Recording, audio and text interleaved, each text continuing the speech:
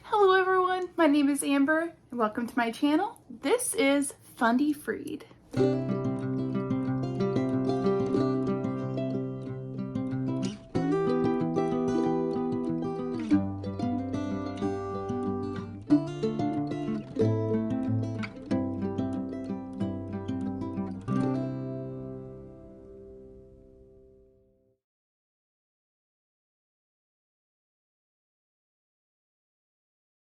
Before we get started today, if you like what I'm doing here, don't forget to subscribe and click that bell for notifications so whenever my new content comes out. New stuff will be coming out every week on Fridays.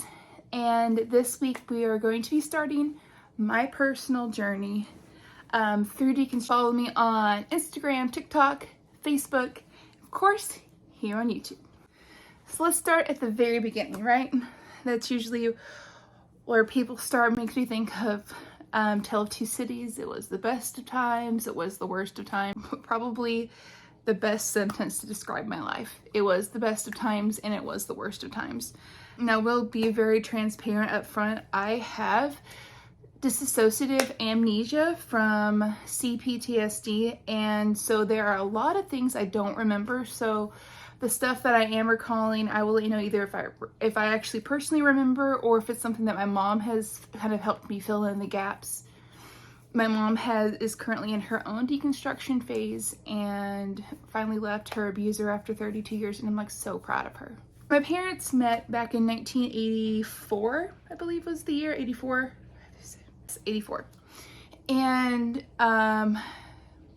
they met at a church. My dad is extremely charismatic and very magnetic personality. So he and my mom initially just met and they got married after 6 weeks.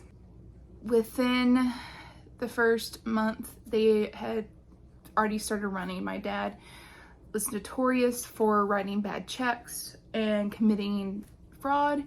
So as soon as he would get found out, he picked up and moved, and this would literally be the pattern of our life from that point forward. From what I understand, what my mom has told me, while she was pregnant with me, he up and moved them out of their apartment, and they had to live in a camper because he got in trouble with some drugs stuff, and there were bullet holes from when they got shot at. Just a lot of stuff going on. I was born in Georgia, Dalton, Georgia, in 1987, and my mom lived in an apartment building and a few floors up from my grandmother. My grandmother would babysit me. Dad was found out with one of his fraudulent or illegal activities and up and moved us in the middle of the night. So basically, from the time I was born, I moved very frequently. I think I counted it up once for my therapist. It was 29 times in the span of 18 years. That's a lot. From the time I can remember, my dad always said that he was called to preach. And he had us very heavily involved in the independent fundamental Baptist movement. We moved very much in the camps in North Georgia, Southern Tennessee, which included evangelists and preachers such as Phil Kidd, Sammy Allen, Buster Seaton, Ed Ballou. And this type of belief system was very much women are subservient to men. They keep the home. The husband has 100% authority. It doesn't matter what he's choosing to do. He is in the right because he is the leadership. And even if he isn't in the right, you still have to submit and try to win him over with your quiet and meek spirit. So this is the world I was born into. My earliest memory of church is probably the church my dad had in Montana, in Libby, where my youngest brother was born. My mom being in the hospital, having my youngest brother, and she almost died. She hemorrhaged, she almost died. And she had to come home to my dad, and my dad had encouraged me to color on the walls, and he drew with me so we could have something pretty for my mom to see. And then of course she was expected to fix that. It was in Montana that my dad was found out from the military where he had been AWOL for, I think at that point, 20 years. And because, I mean, it was 70s and 80s, 90s, it was really easy to hide back then. There wasn't social media. So he was AWOL for 20 years from the Navy, and they found out where he was, and they came and picked him up. And he was gone for 3 months, and he somehow convinced them that the recruiter had lied about his birthday, and he got off scot-free. Never spent a day in jail, never got in trouble for being AWOL. He just got a other than honorable discharge. From Montana, we moved to North Dakota. I remember North Dakota because that is the biggest memory I have from there, is where a visiting pastor came to our house, and I called him Freddy Krueger. I have a story about that on my TikTok, and I can link that below if you guys want to listen to that story. North Dakota, we moved back to Tennessee, and then from Tennessee is where we moved the most.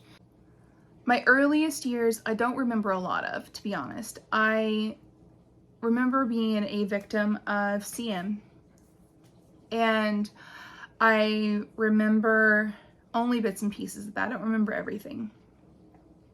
But I also remember being taught that from the pulpit, from my father, or from, you know, just everyone in general that is in that ministry, that if a man does things inappropriate, or if he thinks inappropriate things, it is the woman's fault because she should not have been there to tempt him. And that's a very confusing mindset to grow up in. Whenever you are a victim, because you have no control over what people are doing to you, and yet somehow it is your fault and you're the one to blame. From that early age, I remember that we always kept my dad's secrets. Always. That on the outside, we were always required to look like this perfect family. If we ever broke that veneer, or if it ever cracked, we paid horrendously for it at home. So everything from the reason why we were truly moving, my dad stealing money from churches, lying to churches, stealing vehicles from people, all of these things, we had to keep quiet. And the mental abuse and the occasional, and actually the physical abuse as well, was also kept quiet. I remember one of the houses we lived in, we called it the B house. We actually had names for all of our houses. The B house was this really rundown house in Chattanooga, and it literally had an entire hive of bees living in the wall, and that wall was in my room. So you could actually put your hand to the wall and feel the vibration and the heat off of the hive. We went to Hillcrest Baptist Church while we lived in the B house and in the house off Grasshopper Road. This church was very, very steeped in fundamentalism, and what's so ironic is that the pastor there actually had literally a lifelong incestuous relationship with his daughter, and his wife knew about it. And I remember his daughter, I think her name was Cindy, but I remember what she looked like. And she was always so thin. She looked like a skeleton. She was so thin and so sad, and always people wondered why she never married. And it was always, oh, well, I'm just waiting for God to bring me my husband. And at this point, she was in her 30s, and that's considered considerably old in this world not to be married, because she was being abused this whole time. Remember my mom trying so hard to fit in with the women of the church, and because of my dad's abuse, her self-esteem was really small, and my dad would constantly lie, and he wouldn't tell us what the lies were, and so we were always trying to keep up with it whenever we were in public, because if we ever broke from that lie, then we'd be in so much trouble. But it made it really hard for my mom to maintain any type of steady friendship, because to be honest, she had nobody to trust. In one of these houses that I was finally told that my dad actually had 2 children outside of myself and my brothers from a previous marriage. And I was told that I could never tell anyone, because since he was divorced and had children, he would never be able to pastor, because in the IFB, if you are divorced, you cannot hold the office of pastor. And my dad didn't want that, so he wanted to hide his shame, as he put it. And I had a chance to meet one of my sisters, and what I didn't realize at the time is that he had not paid child support in over like 16 years at that point. And the law was after him. And once we made contact with my sisters, something happened, and my dad found out that police were going to be coming for him. So he comes home, and we pack everything up in the middle of the night, load everything up into the bed of a truck. We all five, with our dog and my cat, get into the cab of the truck, the single cab of a truck, and we drive off in the middle of the night. We go from there to living in a hotel. My dad finds us a church to go to short term, and he tells them that our house is burnt down. And so they throw us a housewarming party, help us find a place to live. But we did live in this hotel for a year. It was in this year that one of the guests at the hotel had a kid my age. They were there for like 3 days, and 10-year-old me just couldn't handle it all anymore. So I actually told her everything that happened to me and my family. And my parents lost their crap on me because I should not tell anyone why we were there, what happened. What's funny is, let me backtrack just a minute. We lived in basically a project area of Chattanooga called St. Elmo, and the house was a drug house. Whenever we moved in, my mom had to clean out a huge hoarder mess of needles and things. There's a hole in the floor that we had to put a fan grate over to keep things from coming up through the floor. My dad wouldn't pay the water bill or anything because he preferred to spend it on alcohol and drugs of choice. And so we had no water. And I remember having electricity. I think we kept electricity. But I know that we had to go to a gas station and fill up gallon jugs of water so we could come home and boil the water and then take a bath in it and cook with it. This was also the place that my dad and my uncle decided to rob our next door neighbor while they were drunk and then stash everything on our front porch. I don't know. It's just crazy. About from after the hotel, we moved to this place on Jordan Road that supposedly my great-grandmother lived there, or my great-great-grandmother lived there. I don't know. It's something my dad told me, which I never really I don't know if it's true or not. And it was there. I turned 12, and I became very hyper aware of the fact that my dad was drinking. Once I realized that, I started becoming angry with him, and I would get in more trouble because I would talk back to him. I think part of it was honestly just normal 12-year-old hormones and going into, adolescent puberty stuff. And I got so many beatings during that time. My bedroom was a closet with a shower door on the wall, on the window. One of the glass shower doors had a flamingo on it. In the winter, we had to be really careful because mice would come in the house and get in my bed. It was there we started going to a church that we went to for a couple years. My dad really moved up the ranks in that church as well and was very prominent. And I'm honestly not sure what happened. But we left that house and that church, and we moved into a trailer that was another former drug house that actually had someone murdered there not long before we moved in. Had still the shotgun holes in the wall. And that was where we started going to a Christian school because my mom had to work because my dad's drinking had gotten so bad that all of his money was going into that. And so my mom had to work, and because my mom was working, she was constantly being berated because she was outside the home. She was too independent. All the money that he had to go to him. So time she was working there, and then my dad also got into making illegal movies, not PORN movies, but like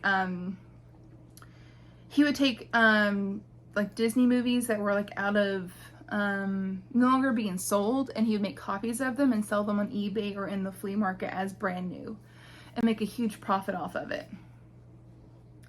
He got banned from eBay actually a couple times. At this flea market is whenever I started working at the age of 12. And it is because we had no money for food. I didn't want my mom to have to sell plasma anymore a couple times a week to provide food. So I started working at the age of 12 and helping contribute to the house. So for that brief, like, year and a half, 2 years, it was pretty